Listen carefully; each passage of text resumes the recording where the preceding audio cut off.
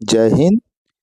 Times of Swaraj के संतोष सिंह और आनंद पुष्कर दोनों ने आपस में बातचीत की।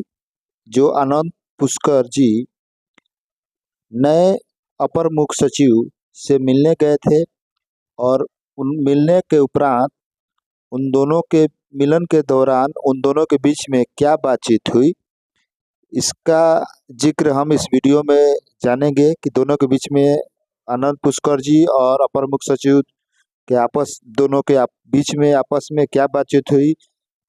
उससे पहले आप सभी बंधुओं से एक छोटा सा आग्रह है, यदि आप हमारे चैनल पर नए हैं तो हमारे चैनल को सब्सक्राइब कीजिए और बेल आइकन दबाना न भूलें। तो चलिए सुनते हैं कि नए सीएस से क्या बातचीत हुई आनंद पुष्कर से, जानते हैं। वीडियो क्रेडिट लंबी टाइम्स ऑफ लड़ाई स्वराज। आपने लड़ी के पाठक चलिए सुनते हैं। दौर से है और चलिए बहुत बड़ी कामयाबी हासिल हुई है। कल आप मुलाकात की थी अपर मुख्य सचिव सिद्धार्थ से, हालांकि सिद्धार्थ से आप पहले भी मिलते रहे हैं और शिक्षा को लेकर जो कुछ भी के पत्राचार के बाद जो भी एक्शन होता रहा है उसके साक्षी तो मैं खुद हूँ। लेकिन ये बड़ी राहत है शिक्षकों को। क्या वो राहत है? देखिए, सबसे बड़ी बात है संतोष जी की लगातार 1-1.5 वर्षों से आप शिक्षा की व्यवस्था को देख रहे हैं और शिक्षकों के तमाम सवालों को भी आप उठाते रहे हैं।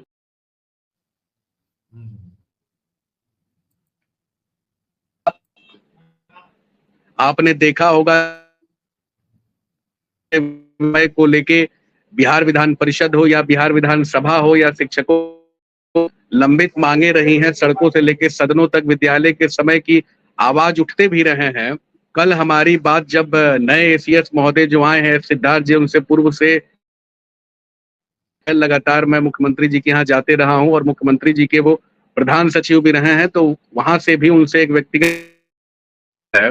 तो कल जब हमारी उनसे बात हुई, उन्होंने मुझे तुरंत बुलाया भी। 4 बजे हमारी मीटिंग उनसे तय हुई थी और हमारे साथ बिहार माध्यमिक शिक्षक संघ के संयुक्त सचिव श्री विनय कुमार मोहन जी भी हमारे साथ गए हुए थे और हम लोगों ने कई विषयों पर बड़ी चर्चा की। विद्यालय के समय पे भी चर्चा हुई और छुट्टी को लेके भी चर्चा हुई, जिसमें विद्यालय के समय में उन्होंने सारी बातों को समझा, जाना।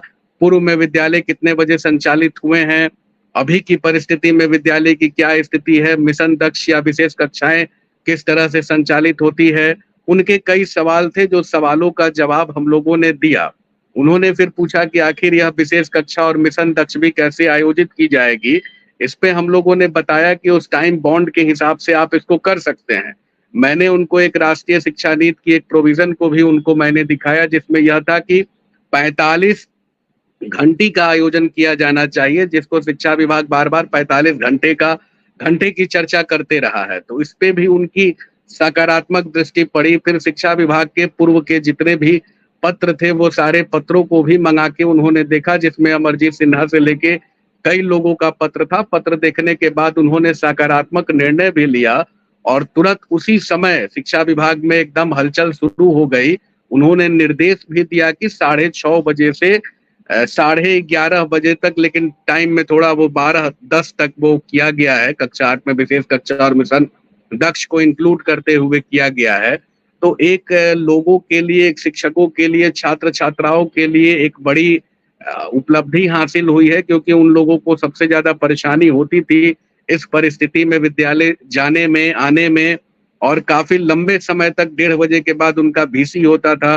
वीसी में भी हेडमास्टर को भूखे बैठना पड़ता था 3 बजे तक। तो वो सब सारी परिपाटी को इन्होंने खत्म किया है और एसीएस महोदय को आपके चैनल के माध्यम से पहले मैं बहुत धन्यवाद देता हूं, जो शुरू से ही सकारात्मक इंसान के रूप में उन्होंने काम किया है। बहुत अच्छे फैसले उन्होंने लिया है, लेकिन विद्यालय परिवर्तन के रूप में जो उन्होंने फैसला लिया है वह बहुत ही सराहनीय, शिक्षक हित में है और छात्र हित में फैसला उनके द्वारा लिया गया है। लेकिन आनंद जी, जो हम लोगों के पास खबर है, जैसे निरीक्षण जो समय पर शिक्षक पहुंचे, इसके लिए जो के पाठक ने जो एक प्रोटोकॉल बनाया था, या यूं कहिए जिस तरीके से वो निरीक्षण करने की एक टीम बनाई थी, वो टीम, उन टीमों का निरीक्षण जारी रहेगा। वीडियो कॉन्फ्रेंसिंग के माध्यम से प्रधानाचार्य से जो रोजाना अपडेट लिया जाता था, वो सारे अपडेट लिए जाते रहेंगे, इसको लेकर क्या जानकारी है? देखिए, सबसे बड़ी बात है, उन्होंने जो पत्र निर्गत हुआ है निदेशक के यहाँ से, उन्होंने स्पष्ट रूप से उसमें मेंशन भी किया है कि 6:30 बजे से 6:45 तक प्रार्थना सभा चलेगा।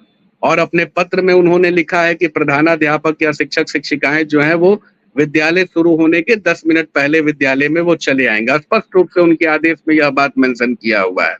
और रही बात निरीक्षण की बात है, तो निरीक्षण पे भी उन्होंने पूर्व में भी VC में कहा था, हम लोगों को भी उन्होंने कहा, जो मैंने उनको संज्ञान में दिया कि बहुत तरह के जो छोटे पदाधिकारी हैं, पैसा उगाही का काम करते हैं, 2-3 मिनट शिक्षकों का विलंब होता है तो हाजिरी काटने की बात हो जाती है।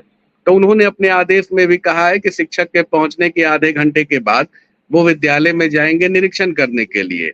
तो मान लीजिए कि वो उनका जो समय का निर्धारण किया जा रहा है वो 7 बजे जाएंगे और विद्यालय छूटने के 11:30 बजे के आसपास में वो लोग निरीक्षण करके अपना जाएंगे। अभी तक की जो उनकी जो सिद्धार्थ जी की जो अपर मुख्य सचिव की जो सोच रही है, इसी सोच के हिसाब से उन्होंने काम भी शुरू किया है। तो यही परिपाटी इसमें डेवलप की जाएगी। निरीक्षण का कार्य भी अपना जो है, जो तुरंत पहुंचते थे या समय के पहले पहुंच, तो अब जो विभाग के अधिकारी हैं उनकी मोनोपोली कहीं चलने वाली नहीं है, किसी बड़ी बंदर उगाही की काम इसमें नहीं चलने वाली है। दूसरी बात मैं बता देना चाहता हूं संतोष जी, अन्य विषयों पे भी हमारी चर्चा उनसे हुई है। छुट्टी वाली जो शिक्षकों की सूची रही है उसमें हम लोगों ने EL की भी मांग को किया था, तो EL पे भी उनकी सहमति बनी है, वो भी पत्र कुछ दिन में निकल जाएगी। प्रोन्नति वाला भी जो विषय था, प्रोन्नति वाले विषय पे भी हमारी बात हुई है, वो भी पत्र उनका निकल जाएगा। सक्षमता वाली परिस्थिति में भी उनका ध्यान मैंने आकृष्ट कराया था, इसलिए कि आपके चैनल पे एक खबर भी मैंने उस समय दी थी और आपने इस खबर को प्रकाशित किया था जब 30 जनवरी को बिहार के माननीय मुख्यमंत्री महोदय से जब मिल के आया था, तो मैंने माननीय मुख्यमंत्री महोदय से यह अवगत भी कराया था कि 1995-96 की स्थिति उत्पन्न हो जाएगी जब सारे शिक्षकों को जिला से इधर उधर कर दिया जाएगा। तो उस समय भी माननीय मुख्यमंत्री महोदय ने मुख्यमंत्री के प्रधान सचिव सिद्धार्थ जी हैं, उनको ही उन्होंने कहा था कि आप शिक्षा विभाग में बात कीजिए और इधर इधर शिक्षकों को जो कर रहा है वो गड़बड़ कर रहा है। तो आपको ज्ञात भी होगा कि 80 से 90% शिक्षकों को पहला जिला मिल चुका है।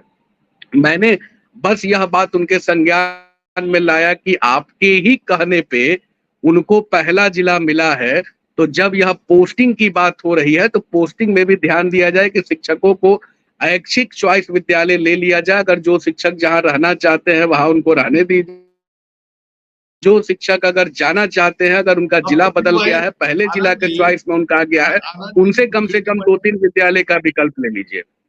आनंद जी, फिर तो वही चीज हो जाएगा जो शिक्षक जिसके कारण उनके खिलाफ माहौल बना कि पढ़ाते नहीं है शिक्षक, समय पर जाते नहीं है। आप नेतागिरी कीजिएगा ऐसे, तब तो फिर वही रसातल में चल जाएगा बिहार की शिक्षा व्यवस्था। नहीं, शिक्षक तो पूर्व से भी पढ़ाते रहे हैं, अभी भी शिक्षक पढ़ाते हैं, ऐसा नहीं है। थोड़ा पाठक जी की जो मोनोपोली जो चली, तो उनकी जो डंडा चल रही थी तो वो ऐसा कड़ाई कर रहा था, बताइए 6 बजे कह रहे थे कि विद्यालय हाजिर होइए, खाली पेट बच्चे जा रहे हैं, शिक्षक 6 बजे जा रहे हैं, 3 बजे वहां से बच्चे भी लौट रहे हैं, शिक्षक भी लौट रहे हैं। तो इस तरह की परिपाटी कहीं से ठीक नहीं थी। लिबर्टी तो उनको देना ही चाहिए और लिबर्टी तो बिल्कुल दिया जाता है। और मेन बात है कि जो नहीं होगी आनंद जी, तब तो हमें तो लगता है, देखिए ये जो पत्र निर्गत हुआ है ये अपर मुख्य सचिव के हवाले से नहीं हुआ है, ये निर्गत हुआ है मंत्री के कार्यालय से जी। क्या माना जाए? माना तो अब इस पे तो अब यह सरकार का मुख्य है कि सरकार उस पे क्या निर्णय लेती है, लेकिन एस सिद्धार्थ जी बहुत ही सकारात्मक पदाधिकारी हैं और एस सिद्धार्थ जी जब आए हैं यहाँ पे तो स्वाभाविक रहा है कि मुख्यमंत्री जी के भी मुख्यमंत्री जी के भी प्रधान सचिव हैं और कहीं ना कहीं मुख्यमंत्री जी के विश्वास पात्र भी रहे हैं और शिक्षा व्यवस्था को मुख्यमंत्री। आनंद जी, पत्र जारी हुआ है मंत्री सचिवालय से, मंत्री कोषांग से, मंत्री के सहमति से पत्र जारी हुआ है। प्रधान इनके अपर मुख्य सचिव के शिक्षा विभाग के आदेश पर यह पत्र जारी नहीं है, इसमें कुछ न कुछ खेला है। नहीं, मंत्री के स्तर से पत्र इसलिए कि मंत्री का अनुमोदन प्राप्त लिखा ही जाता है। निदेशक के द्वारा जो पत्र भी निर्गत होता है उसमें वह मेंशन ही होता है कि मंत्री की अनुमति प्राप्त होती है। जैसे आप लेकिन देखते वार्ता होंगे कि वार्ता में तो नहीं होता था। राजभवन से अगर कोई पत्र निर्गत होता है तो उसमें लिखा जाता है कि राज्यपाल का अनुमोदन प्राप्त है, लेकिन राज्यपाल के प्रधान सचिव के आदेश के बाद ही वो पत्र निर्गत होता है। तो यह तो एक परंपरा है, एक प्रोटोकॉल है। करने वाले तो मुख्य अपर मुख्य सचिव ही होते हैं, लेकिन अनुमोदन उनकी ली जाती है। तो कहीं ना कहीं फाइल तो मंत्री के पास भी जाती ही है। और कल जिस हिसाब से हम लोगों ने देखा, एस सिद्धार्थ जी ने जो संज्ञान लिया, तो संज्ञान तो उन्होंने तुरंत लिया, सकारात्मक संज्ञान भी लिया, सकारात्मक पहल भी। और सबसे बड़ी बात है कि शिक्षा हित में, शिक्षक के हित में, छात्र के हित में उन्होंने यह संज्ञान लिया है। और हम लोगों का तो यही दायित्व और कर्तव्य भी बनता है कि जो समस्या शिक्षकों के ऊपर आप भी अपने मीडिया के माध्यम से लगातार शिक्षकों के सवालों को विगत कई वर्षों से लगातार उठाते आ रहे हैं, और आपके चैनल के माध्यम से भी लगातार उनकी समस्याओं का निराकरण होते रहा है, क्योंकि आपने देखी है परेशानी, आपने देखी है पीड़ा, आपने देखी है बच्चों की तड़प को, आप देखे हैं शिक्षकों को बेहोश होते हुए। तो इस तरह के जो डंडे जो उनके द्वारा चलाए जाते थे, इस डंडे का विरोध भी आप लगातार अपने मंच से करते भी आ रहे थे, और उन सारी तस्वीरों को भी दिखाते आ रहे थे जो जनहित में और छात्र हित में और विकास हित में और समाज हित में नहीं था। तो वैसे डंडे को कम से कम रोकने की सबसे बड़ी पहल हुई है। और हम तो यही कहेंगे कि अगर ऐसे जो भी पदाधिकारी हैं जो डंडे पे विश्वास करते हैं, समाज हित में नहीं सोचते हैं, कम से कम सिद्धार्थ जी ने एक बहुत बड़ा मैसेज दिया। मैसेज यह देने में वो सक्षम रहे कि जनहित, शिक्षावृत्ति या शिक्षावृत्ति से जो जुड़े हुए लोग हैं उनसे भी राय उन्होंने लिया, और राय लेने के बाद एक सकारात्मक पहल उन्होंने की। कम से कम जो यह कम्युनिकेशन गैप एक उत्पन्न हो गया था, वह कम्युनिकेशन गैप की परिपाटी एक भरते